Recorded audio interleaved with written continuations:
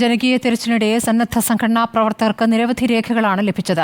ഈ രേഖകൾ ഏറ്റുവാങ്ങാൻ ഉടമസ്ഥരിൽ ചിലർ ഇപ്പോഴും ജീവനോടെയുണ്ട്. എന്നാൽ രേഖകളുടെ അവകാശികളിൽ മിക്കവരും മരിച്ചവരോ കാണാമറയത്തുള്ളവരോ ആണ്.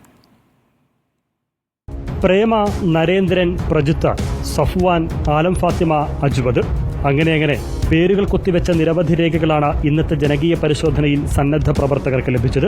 ചൂരൽമല, സ്കൂൾ റോഡ്, മുണ്ടക്കൈ മേഖലകളിലെ തകർന്ന വീടുകൾക്കുള്ളിലും മണ്ണിനടിയിലും നിന്നാണ് സുപ്രധാന രേഖകൾ കണ്ടെടുത്തത്.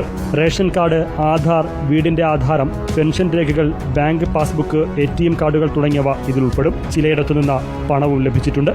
ഇതിപ്പോൾ അധികാരികൾക്ക് നേരിട്ട് ഏൽപ്പിക്കാനാണ് ഉദ്ദേശിക്കുന്നത്. ഈ ഭാഗത്ത് ഹിറ്റാച്ചിക്ക് കയറി വരാൻ കഴിയാത്തൊരിടങ്ങളാണിത്. കാരണം ഈ 3 വീടുകളിൽ നിന്നാണ് നമുക്കിത് ലഭിച്ചിട്ടുള്ളത്. ചില വാർപ്പിന്റെ മുകളിൽ നിന്നാണ് കുറച്ച് രേഖകൾ നമുക്ക് കിട്ടിയിട്ടുള്ളത്. അരയോളം അല്ലെങ്കിൽ ഒരാൾ പൊക്കത്തിലൊക്കെ അത്രയും ചെളി നിറഞ്ഞിരിക്കുന്നതാണ് അവർ മാറ്റിയിട്ട് നമുക്കിത് ലഭ്യമായിരിക്കുന്നത്. ഒരുപാട് ആളുകൾ, കുടുംബങ്ങൾക്ക് ഇത് ആശ്വാസമാകുമെന്നാണ് മനസ്സിലാകുന്നത്. രേഖകളിൽ പലതും പ്രദേശവാസികൾ തിരിച്ചറിഞ്ഞിട്ടുണ്ട്.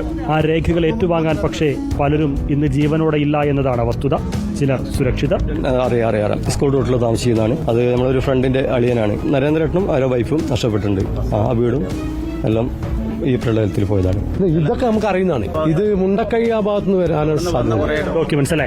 അതിലിപ്പോ 1-2 പേരല്ലേ തിരിച്ചറിഞ്ഞിട്ടുള്ളൂ. ബാക്കി വലിങ്ങനെ അറിയുന്നില്ല. അപകടത്തിൽ നിന്ന് തലനാരിഴ വ്യത്യാസത്തിൽ രക്ഷപ്പെട്ടവർക്ക് സുപ്രധാന രേഖകൾ തിരികെ ലഭിച്ചത് ആശ്വാസകരമാണ്. കുഴപ്പമില്ല, അവനൊന്നും കുഴപ്പമൊന്നുമില്ല. ഞങ്ങൾ എല്ലാവരും രക്ഷപ്പെട്ടിട്ടുണ്ട്. ജയേഷന്റെ ഭാര്യ മാത്രമേ അയച്ചു. സഫ്വാന്റെ കുറച്ച് ഡോക്യുമെന്റ്സ് കിട്ടിയിട്ടുണ്ട്. കുറച്ച് ഹെൽത്ത് കാർഡും കണ്ടു. അപ്പൊ എനിക്ക് വളരെ സന്തോഷം. അത് കിട്ടിയാൽ വേറെന്താ പറയാ. പിന്നെ സാധനങ്ങൾ ഒരുപാട് പോയിട്ടുണ്ട്. കിട്ടിയാൽ രോഗികൾ കാണുന്നുണ്ട്. കണ്ടെടുത്ത രേഖകൾ സന്നദ്ധ പ്രവർത്തകർ കൺട്രോൾ റൂമിൽ ഏൽപ്പിച്ചിരിക്കുകയാണ്. Team reporter, Wayanad.